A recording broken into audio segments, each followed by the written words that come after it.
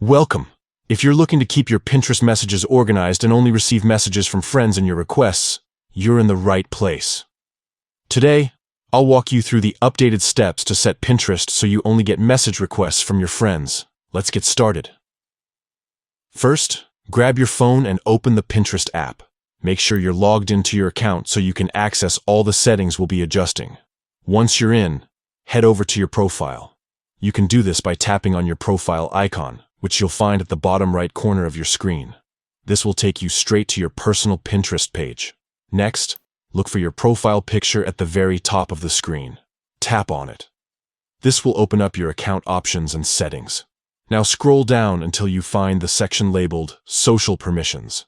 Tap on Social Permissions to open up more detailed privacy and interaction settings.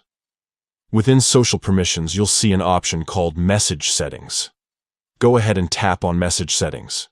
Here, you'll find all the controls for who can send you messages on Pinterest. You'll see a few different choices, but what you want to do is tap on Friends. After selecting Friends, you'll notice another option pop up. Choose Requests.